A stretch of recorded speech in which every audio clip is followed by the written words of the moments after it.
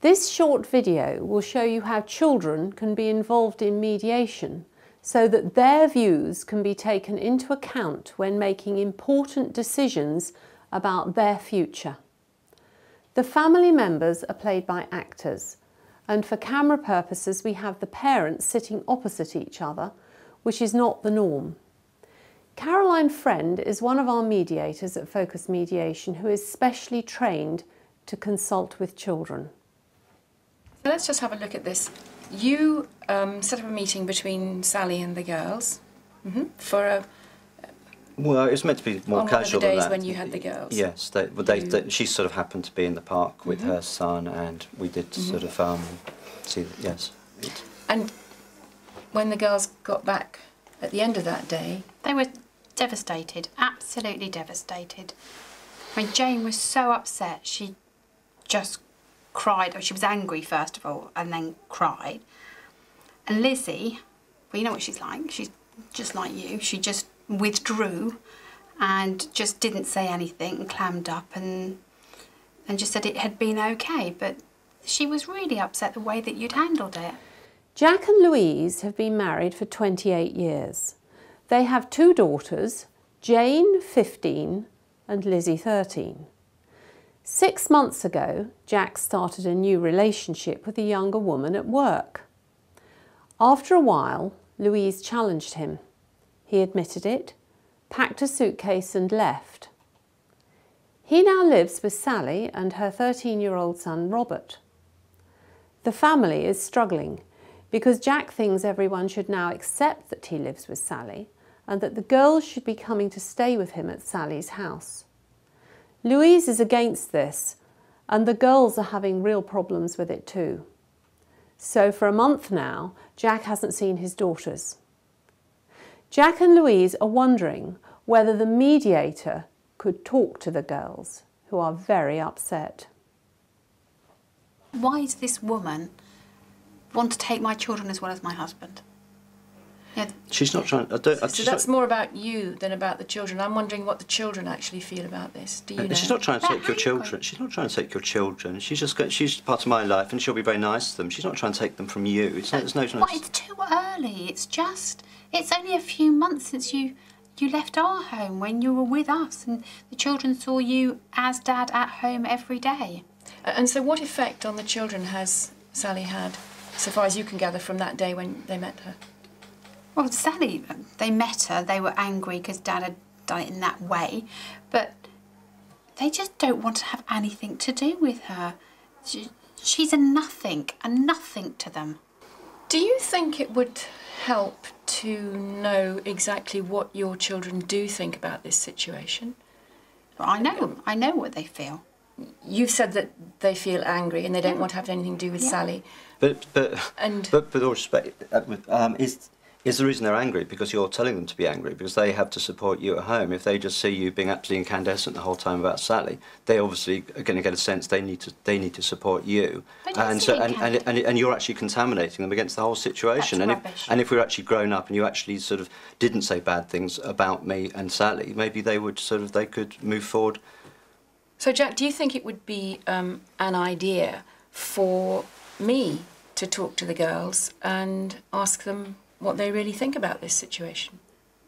Absolutely. I'm very happy that you talk to them. Yeah? Like, it's them who we should be considering. Yeah, no, absolutely. They're the most important thing. But, yeah, I know what they'll say. I'm their mother. I speak to them all the time. I'm the one there dealing with the tears at night, and when they miss you. The value of asking the children to come and talk to me would be that they could speak to somebody who wasn't either mum or dad, so they wouldn't be feeling afraid of perhaps upsetting either of you or being disloyal to one of you or expressing some kind of view that perhaps you might not approve of. They'd be talking to me in private. You wouldn't be in the room. I would be talking to them on their own, probably together at first and then individually. And really it's just an opportunity for their feelings about this situation, which is a very difficult one for them, to come out and for their wishes to be expressed in a safe, neutral environment. And then for those wishes and feelings to be fed back to you by me, either with or without the children. They've got a choice whether they're going to feed their views back to you or whether they don't like me to do that for them. Yeah. And it's something that we can offer because research shows that where a mediation process that parents are going through, like yourselves, involves the children, there's a much greater chance of the proposals that the parents come up with succeeding because the children have been given a voice. You know, the children get included in the decisions that are made. The mediator checks with the parents which topics they want raised with the children. She explains that the children will be offered complete confidentiality on anything they don't want fed back to their parents. And they will be reassured that they are not being asked to make any decisions.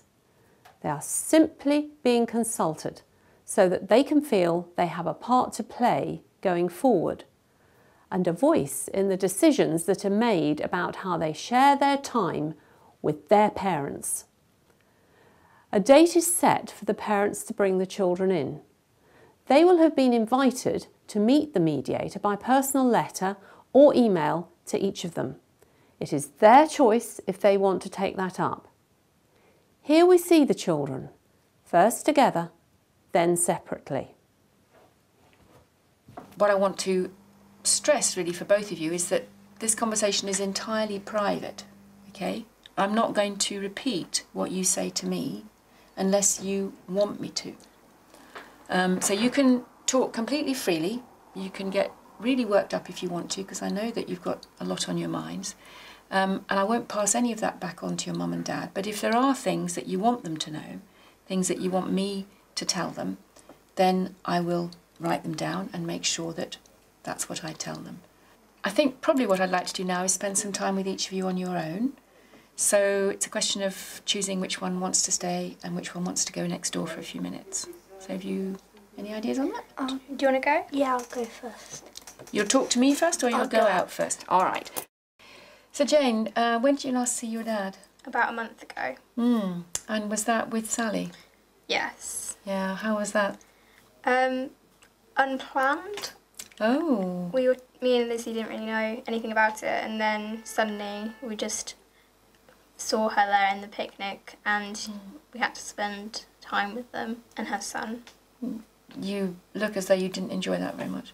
Well, no, because I wasn't expecting it. I didn't want to meet her, and I made that clear. Right. Your dad knew that you didn't want to see her. Yeah, I'd said several times I didn't want anything to do with her. But then he was just did that without asking us or telling us. That must have felt very hurtful. Well, yeah, because I told him and I had said a lot that I didn't want to see her because I don't want to know her. But that didn't fit in with him, so he decided he was going to do his own thing. Right. You're pretty angry, aren't you? Yeah. Yeah, yeah. And do you want your dad to know that you're angry? Yeah, because I think he doesn't realise what he does affect us the way it does. I mean, can you imagine that perhaps after some time has gone by, you might be able to accept Sally as... No. I don't want her in my life. She can't replace my mum, and he just ran off with her. Yeah. And now he has a new family, and I don't want to be a part of that. Right. Yeah. You're really clear about that, aren't you? And you want your dad to know? Yeah. Yeah. Yeah. Your mum already, I think, you're close to your mum, aren't you? And she probably knows how you're feeling. Well, she listens more. Right. She takes it into account. Yeah, yeah. I don't know how your parents are going to arrange things over the coming months, Jane. I have no idea, but you know, I think everybody hopes that as time goes by, things will naturally evolve and people will get used to the new situation. So I've been talking to Jane about how things are at home, and really I just wanted to know how you're finding things. How is it at home at the moment? I just really, really miss my dad, and I want to be back with him. We used to spend so much time together, and now I don't have that. Yeah, yeah. You're feeling very sad about that? Yeah. I cry a lot. Really? Yeah. That is bad. Oh, I'm sorry to hear that. You were seeing your dad, weren't you? Yeah. And then that stopped? Yeah, because my mum didn't want it. She's so angry. Right. At all. Right. Okay. So when was the last time you saw your dad? On a picnic where he sort of sprung Sally upon us.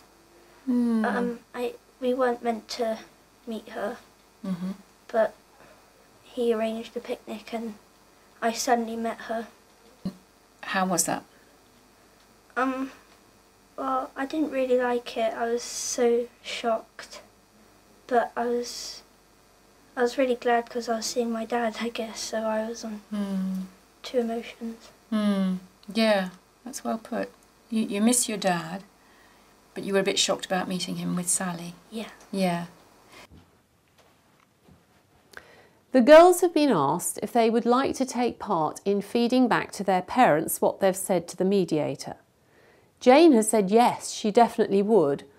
Lizzie has asked that the mediator do this for her. Well, I'd just like to start by saying to Jack and Louise that you have two really lovely daughters. It was such a pleasure talking to them, really. They were so clear in what they had to say and so polite, and it was a joy, really. So I know that you've had difficulties in your family recently, but you have done something right. Really, you should be proud of your girls. And thank you, Jane and Lizzie, for coming to talk to me. I think it's going to help your parents a lot. So it's now time for me to tell you two what your girls think. And Lizzie has asked me to speak for her, but Jane wants to do her own talking. So, Jane, do you have any preference as to whether... No. Whatever. Okay. Perhaps I'll start with Lizzie then, if that's okay, Lizzie. I'm going to tell your mum and dad what you've told me. And basically, the message that Lizzie wants to give to both of you is that she really misses her dad. She really, really wants to spend time with you. Okay? And she says that knowing that it might upset you and Jane, but she wants to make it quite clear that she absolutely loves you and Jane. There's no question of that. Jane? Yeah. My thing was, I do miss you. I do want to spend time with you, but I don't want to spend time with Sally. Mainly because I don't want to be part of the new family that you've made for yourself. And I understand that might upset Lizzie and you, but I'd rather have time with you alone than be part of that family. And if that means that I have to go separately from Lizzie, that's fine, as long as she's okay with that. But at this point in time, I have to put myself and my exams first, and I would rather do my exams and feel comfortable rather than go and see Sally and feel stressed and upset. And I want you to listen to me. Direct consultation with children is far less intrusive than court proceedings and interviews with a court welfare officer. It's fast, affordable, informal, and really gives children a voice in shaping their future relationships with their parents, which helps support those relationships. Children are not a single unit. Their individuality is to be respected. They are not parcels to do as instructed, and force can be counterproductive. Parents should listen to their children and respect their wishes and feelings where possible. Direct consultation with children can be a very positive experience for everyone, if rather emotional. It should ideally be a first step in a healing process that gets relationships back on track.